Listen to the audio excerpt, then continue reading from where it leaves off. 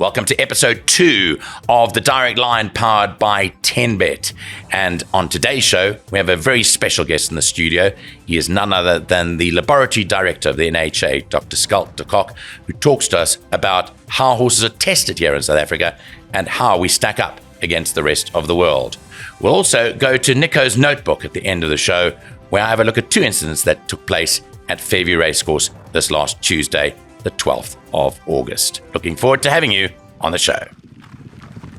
So last week, across my desk came the following. It was a press release issued by the NHA saying that the NHA Laboratory obtains a 100% result in proficiency tests and reaffirms ISO IEC 17025 quality compliance. It sounds like all Greek to me, but at the end of the day, it went on to say what a wonderful establishment the laboratory is here in South Africa as far as horse racing is concerned. So I decided to get hold of Dr. Schalk De Kock, who's the laboratory director at the NHA, invite him in to go through exactly what was contained in the press release, but also to ask him a lot of varying questions that I have that I want to find out a bit more about. And he joins us in studio here at the Direct Line. Thanks very much, Schalk, for coming. Thank you, Nico, for the opportunity. And thanks for the compliments. And nice opportunity for us to talk about racehorse integrity control. Let's get something out of the way first. The doctor in your title does not refer to you being a vet. No, I'm a doctorate in biochemistry, and I previously worked in the pharmaceutical industry, which obviously gave me quite a nice background on drug substances. But we liaise obviously with the veterinarians quite well. Very important. We make then a very nice scientific team that's very enlightened and so you deal a lot with the veterinarians, and over the years that you worked there, which is a number of years now, 25 years about in total. 25. You've got to learn about what the vets actually do. Yes, you've got to be interested in the horses. I'm interested in dealing with the horse physiology and what the veterinarians do, and that gives you insights that are also very important for our integrity control. Let's talk about the laboratory, because it's a world-class facility. In fact, probably the envy of a lot of other horse racing jurisdictions, because it's been set up for a number of years now, but you've kept up to date with the technology, with what you test for and your testing mechanisms and so forth. Just tell whoever's watching today what our laboratory does, and it's been established for a long time, but how up to the times you've kept. Well, internationally, of course, there's certain requirements, and the requirements are there to actually keep racing fair and organized. And then also for the horses. The horses, they can't choose what happens to them and how they get treated. So we got to represent them. Welfare control is very, very important. We have a challenge, of course, that horse racing is not enormously big in this country. So we don't have an enormous budget. So that actually means against the odds, we actually got to comply with these international standards, keep up with them, and actually exceed them in many respects. What we do is obviously on race days, we have to test the horses after races, but we're extending it now more to not just urine testing, but also blood testing, pre-race, even when the horses start qualifying, post-race, and we're looking for lots of different substances. And then also, it's not just doing racing that we're worried about the horses. We're also worried about the horses when they're actually in the stables and they're not racing and they're actually during rest period. So that's when they do out-of-competition assessments in the stables, veterinarians involved, and specimens get collected, and we analyze those.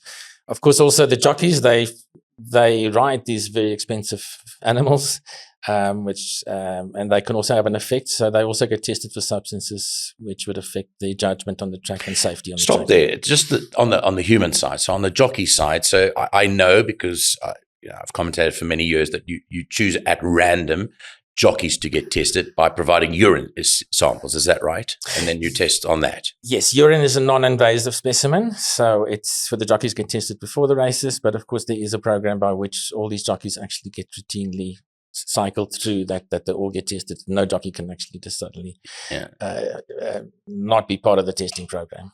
And when you pick up something that a jockey may have in his system, what happens next? Investigation, obviously. It normally goes into an inquiry process for jockeys because they're quite clear on which substances they're allowed to use and not use. Obviously, certain substances like drugs of abuse is quite problematic. Yeah. But we're also worried about substances that affect the health of the jockeys, like, for instance, weight loss, water loss drugs, which is very bad for the kidneys.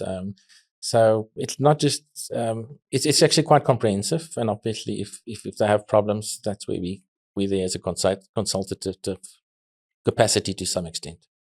Now, when you're testing for the horses, what was remarkable for me to find out is that if a horse has got something in its system, you're able to pick that out.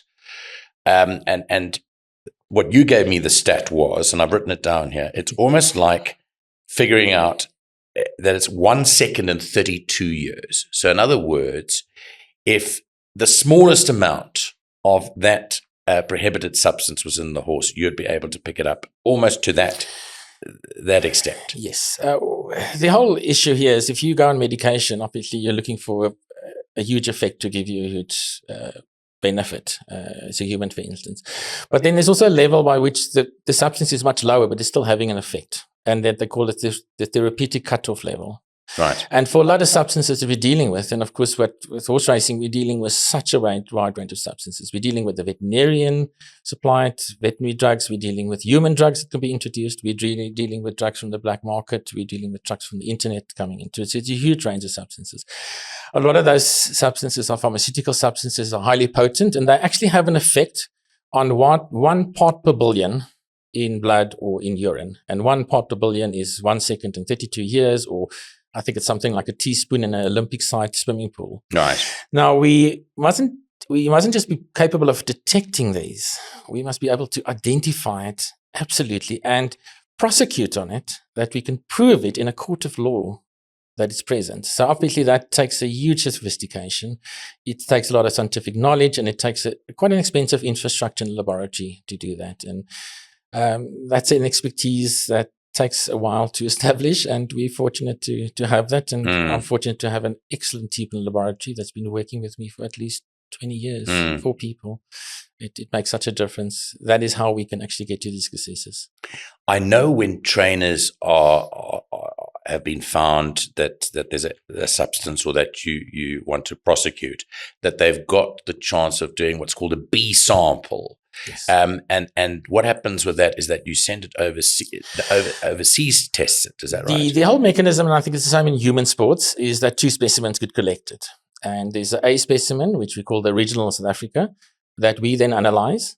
And then there's a B specimen, which is the reference, which is then available for the trainer, and it gets stored securely, locked up at the laboratory. We're not really having access to the inside of that specimen. And that's then available for the trainer to say, well, I'm contesting this result. I want it analyzed overseas. Because obviously not all laboratories can actually have the capability to look for it, but then it can be sent to accredited laboratories overseas. And we're actually in the process of some of that tomorrow. Mm-hmm. So it happens, and it's a nice mechanism to say that they've got an opportunity to almost appeal to that result and have it analyzed somewhere else.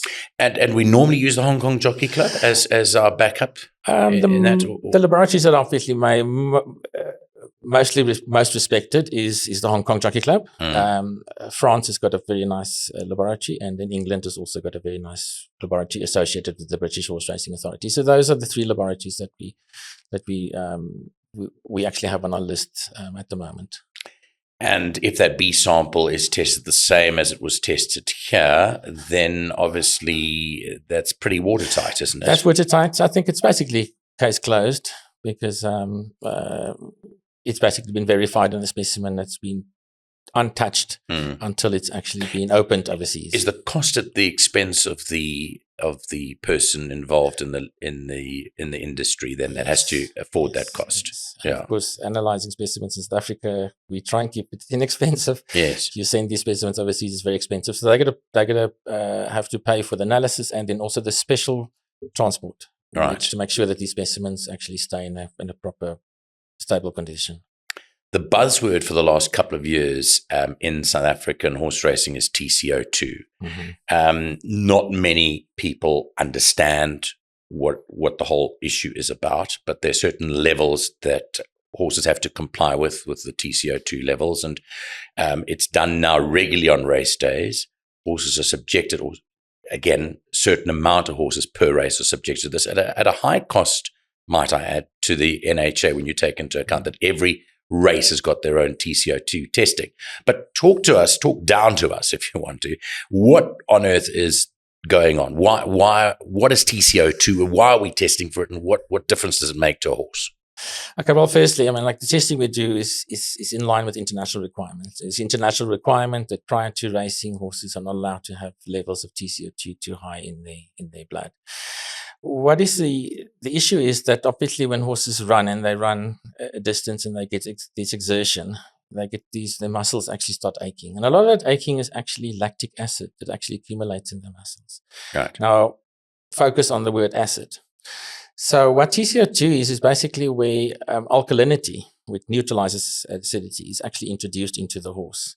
And it's introduced with bicarbonate, and bicarbonate, it actually releases TCO2, which is total carbon dioxide, and the blood levels of total carbon dioxide then obviously elevates. And that higher level of carbon dioxide, it neutralizes lactic acid, but it obviously also is detrimental to the horse because you're actually adding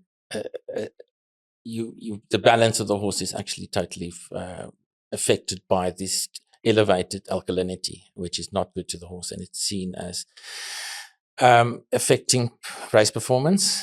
Considered, I think that's why the IFHA rules comes into it, and it's also, I think, a welfare issue that these high levels are obviously detrimental, changing the playing field, and not ideal for the health of the horse. Is it not then the masking of pain necessarily? It's got nothing to do with the masking of pain, but it's more to do with the neutralizing the acid then. Yes, but the neutralization of acid obviously then actually has an effect that the horse experiences it differently if they've got that buffer capacity from the TCO2. And internationally, is this being done as well? Yes, is it yes, at the level that we're doing it here now? Because we're pretty strict on it here. Australia, it's very significant. They've actually got mobile vans that drive around to the racetracks to make sure that they can get to all these events and test these horses beforehand. So enormous amount of effort, I know, especially Australia and New Zealand. Yes. Yeah.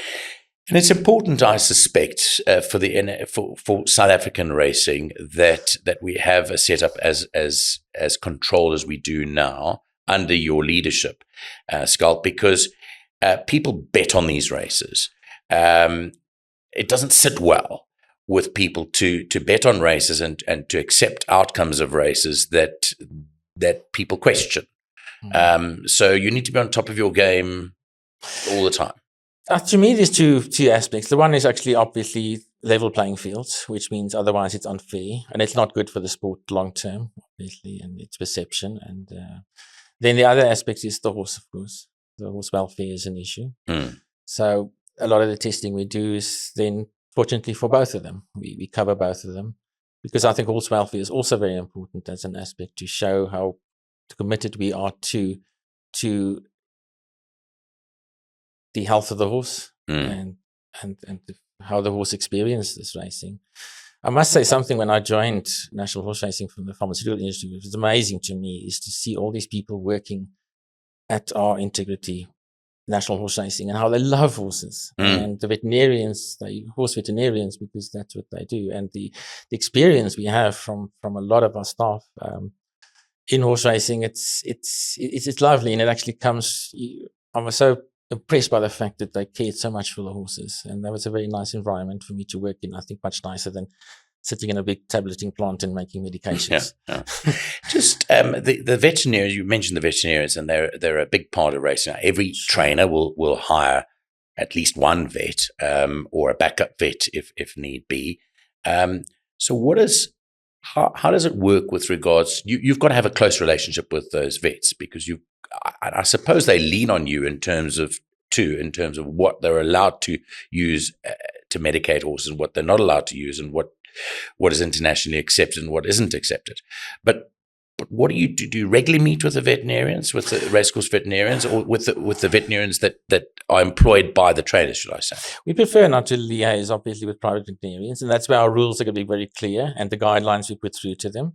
but they have a equine veterinary body, and we would actually listen to their concerns. And when we have to change rules from internationally perspective or local perspective, we would explain it to them that they feel it's justified and it's clear to them. What is nice about it is, yes, if there's a specific veterinarian dealing with specific yards, because they can follow the history of a horse, and it's all about the horse recovering. And then any treatments that they give to these horses, it's going to be fully justified. And that is then also what we do check on those. You talk now about whatever's administered to a horse. So a horse has a passport, but every trainer is required to have a veterinary record of anything administered to a horse, whether it be by the stable itself or by the vet. So when you go and visit stable yards, of which I suspect it's quite rigid, sure. And random as well, because you don't want to let trainers know when you're going to go and visit their yards. But what are you checking for when you enter a trainer's establishment with regards to the drugs or the medication that you're looking for? Well, I think welfare control for horses obviously means it's 24 hours, 7 days a week, 365 days. So yes, we can't just check in welfare on the race day. We also got to think about when the horse is not racing. So we do what we call out of competition testing, and that is any time when the horse is not racing.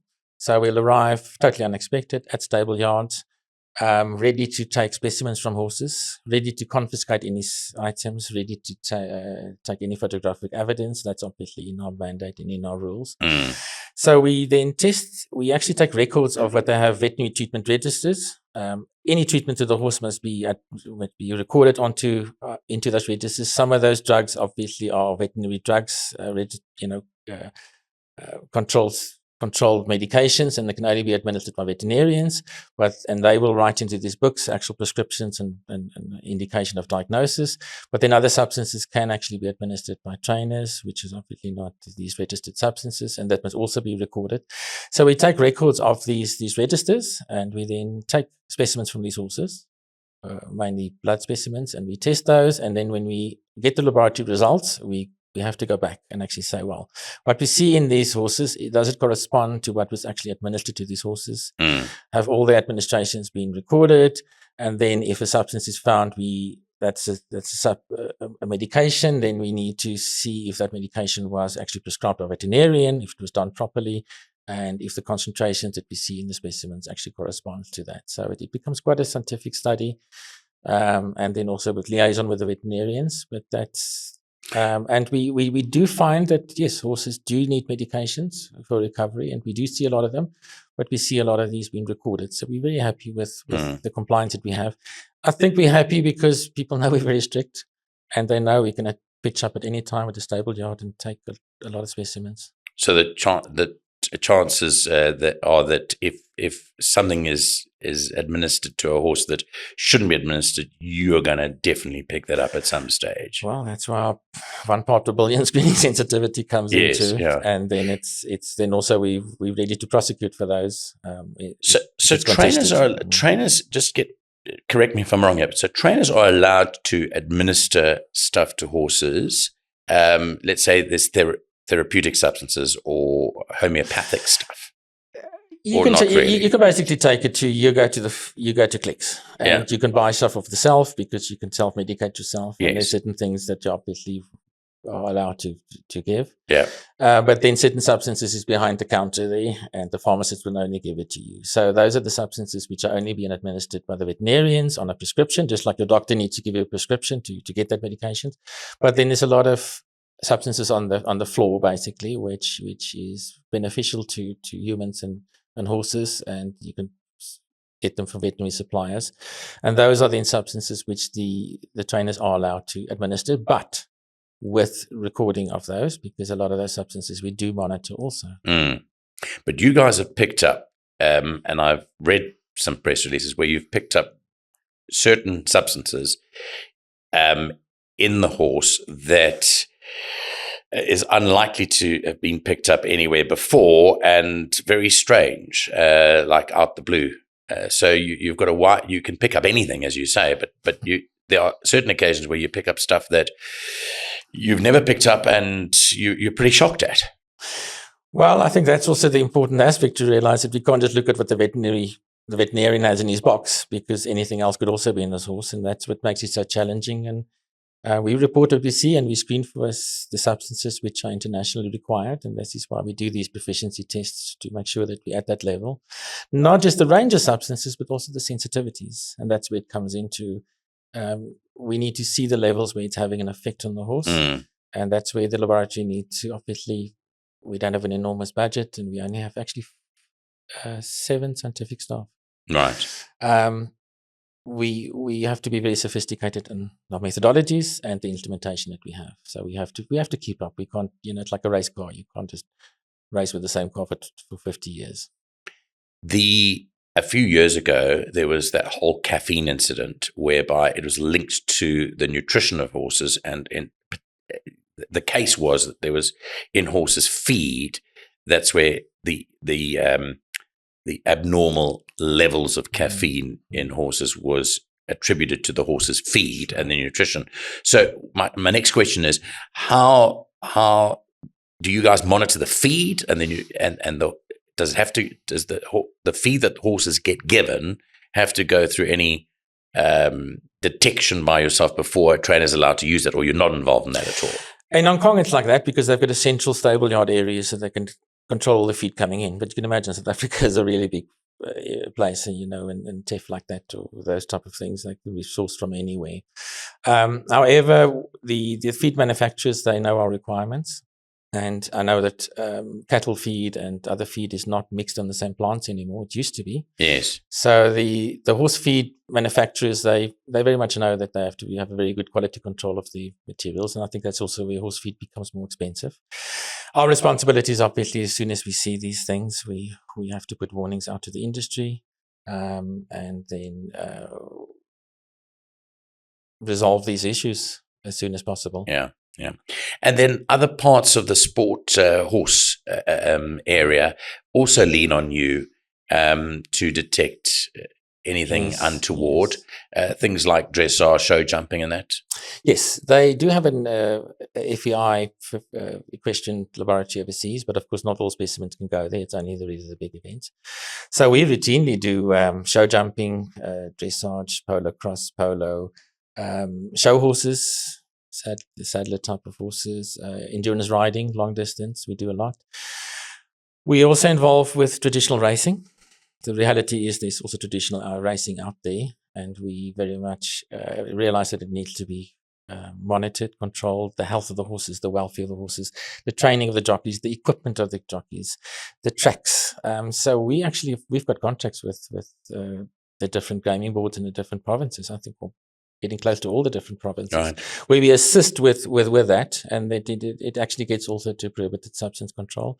A contract we also had for 20 years is race pigeons. Race pigeons is a big industry. It's an enormous amount of race pigeons, and we were at one stage we were actually having enormous amount. Do you have nothing to do with the pigeons now, or do you still do it? We do for locally. Unfortunately, avian influenza means that we're not really testing for the big international races anymore. But we've actually specialized as one of the big pigeon testing analysis lab. Wasn't aware and of it very much related to the same type of substances as the horse racing. So that worked in subsidizes the actual equipment that we require for horse racing. So it's a very nice avenue for this. And have you picked up any irregularities in pigeon racing? Oh, yes. You have? Some of these pigeons, they sell from Belgium, where pigeon racing is basically historically to Asia for 4.5 million euros. Really? So, for one pigeon? For one pigeon. It's because they love betting in China. Yeah. So they can have their own pigeon loft with all these pigeons and things. So pigeon racing is fascinating. Absolutely. Also, the metabolism is very different. That's the other thing. You got to realize these drugs are not just a drug that you see in the horse. They actually get modified and they get excreted, and you see them differently in concentrations and metabolites where they get broken down. If the horse is injected or the horse is given it orally. And then also with pigeons, pigeons actually change these substances. So you got to know about not just the substance, but how it actually gets modified and excreted.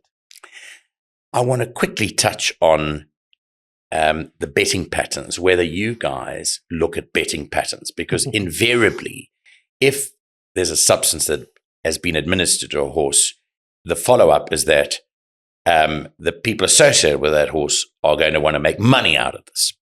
And you've got to look at betting patterns. Now, betting patterns can be, and I like to look at it at the fixed odds betting provides the most reliable market, because in fixed odds betting, you're able to see trends, whereas the totalizator is not as reliable in picking that up. So what do you guys do in terms of the betting trends? Do you look at the betting trends? Well, I do nothing because obviously I'm very independent laboratory and I don't really get involved with that. But I think you've answered your own question there. It is important. It is important. Yeah. Because I think a irregular betting pattern, it causes suspicion. And if it's linked to other occurrences at the track involving horses and maybe specimens, then I think questions should be asked. Right.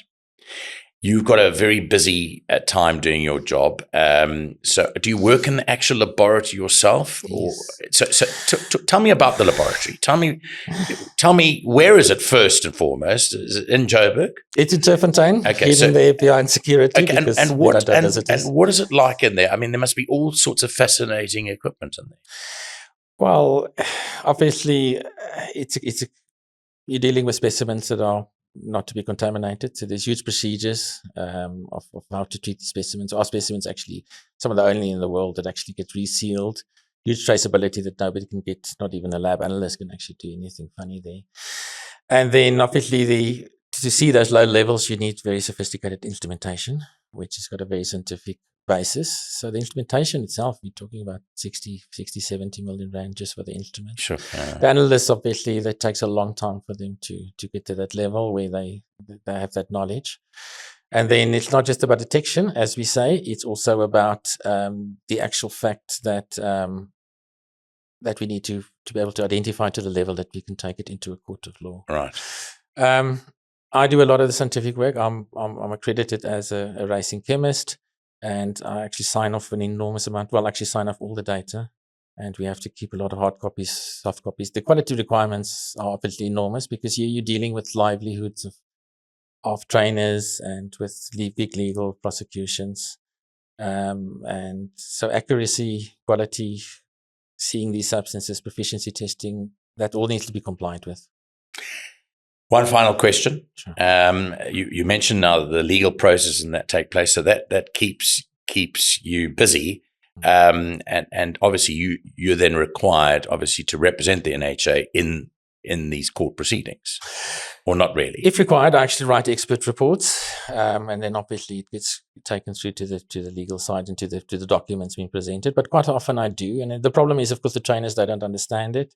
So I always go into it to say, listen, I'm here to clarify it as much as possible. And even if you can't understand it, hopefully you can see from the way that I explain it to you, and I go through the data, that you can trust that we're doing a proper job. And once again, this is where accreditation comes into it. I can do a lot of big talking, but the actual international accreditation shows that we are compliant to giving a good quality result, which people can trust in prosecution. Well, Schalk, thank you very much for your time. I really appreciate you coming and explaining everything. I'm sure that there's a newfound respect amongst those that have watched today's program for the work that you do and for how highly regarded we are worldwide in exactly the advance that we've made in this field over the years that you've been there. Thanks so much for the work you do for horse racing, and all the best going forward. Thank you very much for the opportunity. Thank you. Right, I've introduced a new section to our podcast, and that's called Nico's Notebook, because I'd picked out certain things over the past week or so that I'd like to chat about very quickly to end off the show with. One of them, in fact, both incidents occurred at Fairview Racecourse, where I happened to be commentating on last Tuesday.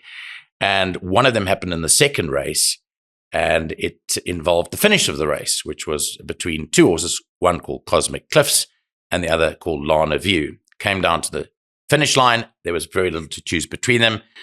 Personally, as a commentator, I commentate on what I see. I called Cosmic Cliffs a short-haired winner ahead of Lana View.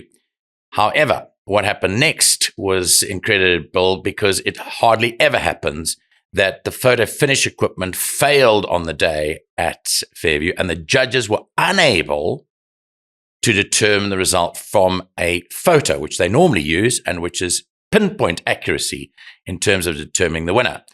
I was adamant that Cosmic Cliffs had beaten Lana View when they crossed the line, but the judges could not give a result. And it took as many as 15 minutes for them to eventually declare a result.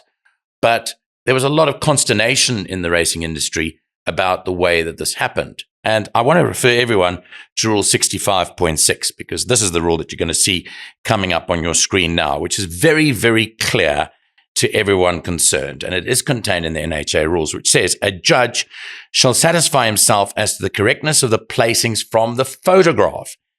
If there is no photograph available due to a failure of the photo finish camera, or if, in the sole opinion of the judge, the images on the photograph are indistinct, then the judge may have regard to the race film to satisfy himself as to the correctness of the placings.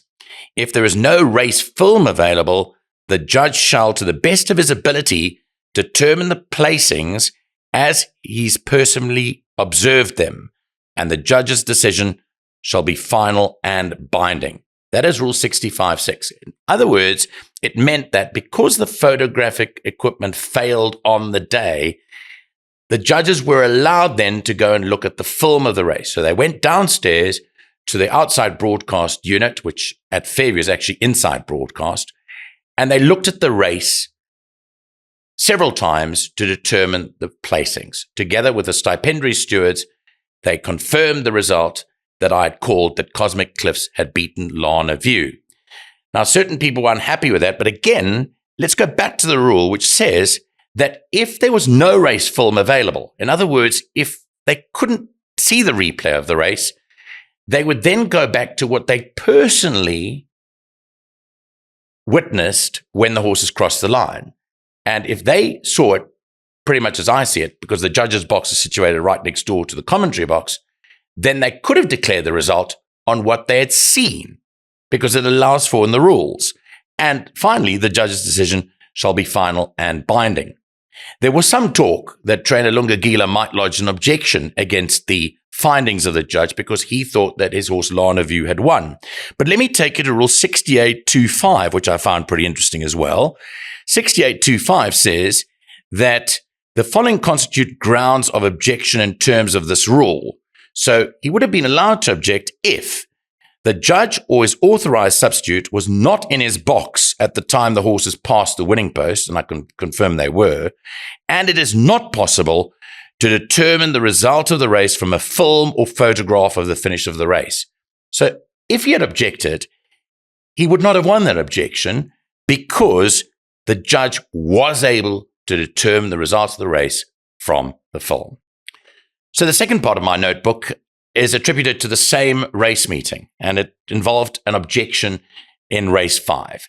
The winner roll of the dice led from start to finish, and there was definite interference between him and a horse called Schalk De Kock, which ran fourth. The distance between the two horses was 2 3/4 lengths. Now, I pointed out in my commentary and also in the slow motion that there was definite interference between the two horses. But again, there were question marks raised as to the objection. Certain people felt that the objection was unwarranted. Let's just quickly tell you about the objection rule and what it states, because it's important to note that an objection can only be upheld if the people that are judging the objection are unanimous in their decision that but for the interference, the result would have been different. Now, remember that it involved fourth against first, which means that horses running second and third weren't involved in the objection. The guys that were sitting on the objection board had to be absolutely certain that had the interference not have occurred, Schalk De Kock would have beaten roll of the dice. And unfortunately, a distance of 2 3/4 lengths between first and fourth, you can't categorically say that Schalk De Kock would have beaten roll of the dice with that distance between them. There was interference, but 2 3/4 lengths was the question mark. And as a result, unfortunately, for the guys that lodged the objection, the stable of Sharon Kotzen, their deposit was forfeited because it wasn't deemed necessary to lodge an objection. So it's all important about the fact that there was 2 3/4 lengths between first and fourth. Question mark is not about the interference. There was definite interference. Joachim Gqeberha sat up in his irons and had to drift Schalk further to the outside and start running on again. He lost his momentum. But you cannot definitively say that Schalk would have beaten Roll of the Dice with a 2 3/4 length gap in between them at the end of the race. And that just about does it for our look at the racing industry on the Direct Line powered by 10Bet. It's Nico Kritsiotis signing off for another week with the hope that you'll join us again next week for some important and fascinating aspects of horse racing in South Africa.